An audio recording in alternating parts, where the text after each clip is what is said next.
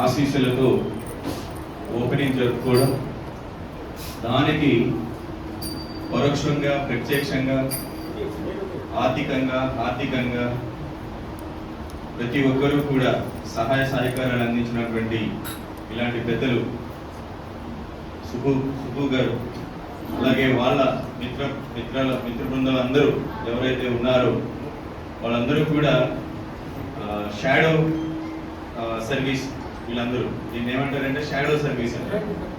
ఎందుకంటే అక్కడ పాపం సర్వీస్కి అవకాశం లేకపోతే ఏదో విధంగా స్వామికి సేవ చేయాలనే ఒక తపన వాళ్ళందరిలో ఉండడం వల్ల ఈరోజు మనకి ఇక్కడ బాబామెట్టలో భజన మండలి అనేది స్వామివారికి ఒక ఆస్తి మనందరికీ తెలిసిందే.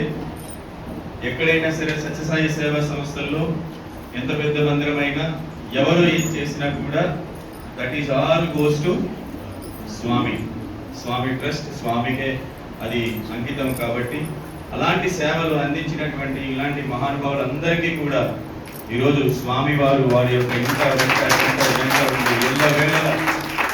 మహోన్నతమైనటువంటి సేవా కార్యక్రమాలు వాళ్ళ ద్వారా స్వామి సంస్థలలో ఇంకా జరిపించుకోవాలని, ఆ శక్తి యుక్తిని స్వామి వాళ్ళందరికీ ప్రసాదించాలని, మేము స్వామిని వాళ్ళకి ఇవ్వగలిగింది ఏమీ లేదు, మనం చేయగలిగింది ఏమీ లేదు.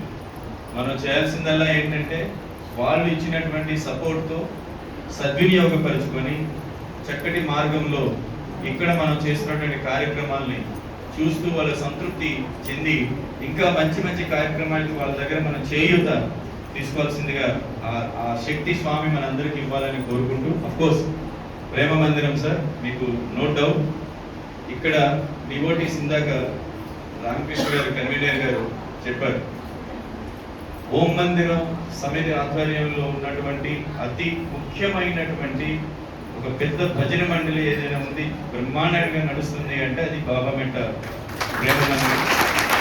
దానికి ఓం మందిరం వాళ్ళు కూడా చక్కటి సపోర్ట్ ఉంటుంది. కన్వీనర్ గారు ఇక్కడ ఉన్నారు.